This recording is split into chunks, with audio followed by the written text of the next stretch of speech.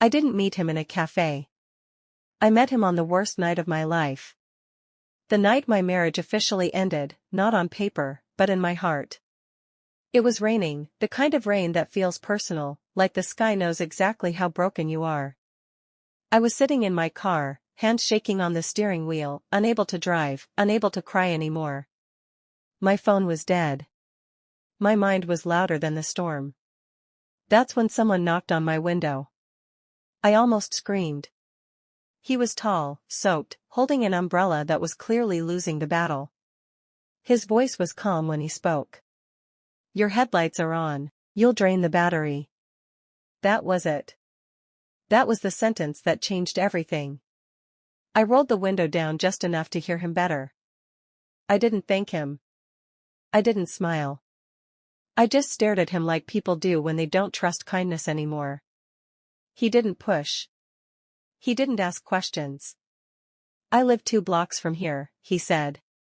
"If your car doesn't start later, I can help." I should have said no.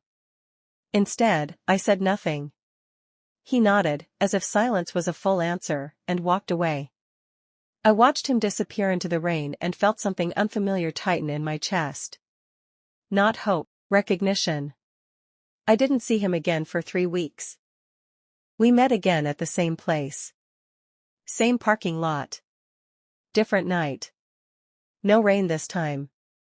My car wouldn't start. I laughed when I realized it, a tired, bitter laugh.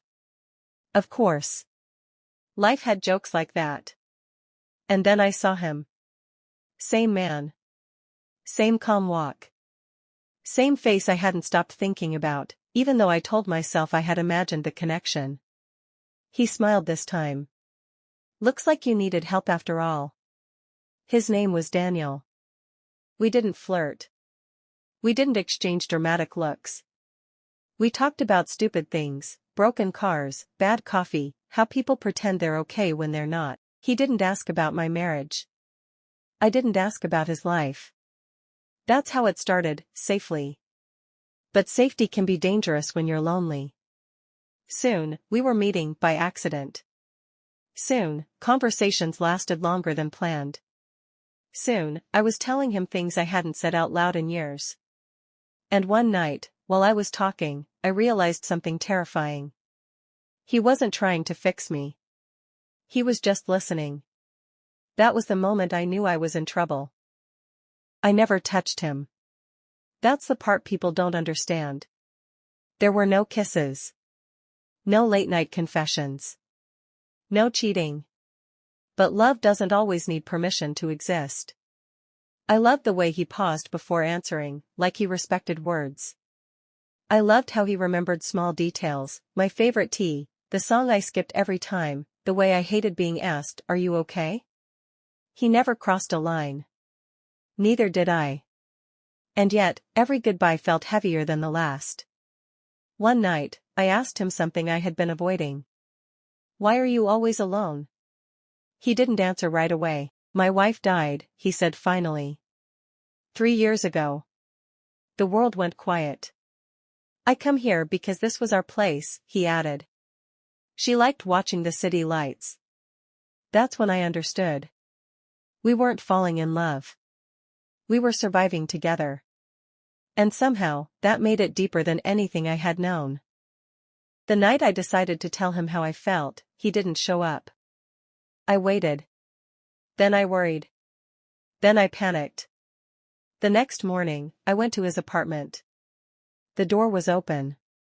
Inside, everything was gone. No note. No explanation. Just emptiness. Weeks later, I found out the truth from a neighbor. Daniel had been sick. Terminally sick. He knew from the beginning.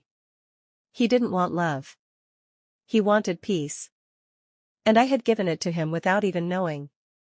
I cried for days, not because he left, but because I understood why. He loved me enough to disappear. It's been a year. I still go to that parking lot sometimes. Not because I'm waiting for him, but because that's where I learned something important. Love isn't always about staying. Sometimes, love is about arriving exactly when someone needs you. And leaving before you destroy what you gave them. I didn't lose Daniel. I was lucky enough to love him, quietly, honestly, briefly. And that kind of love never really ends.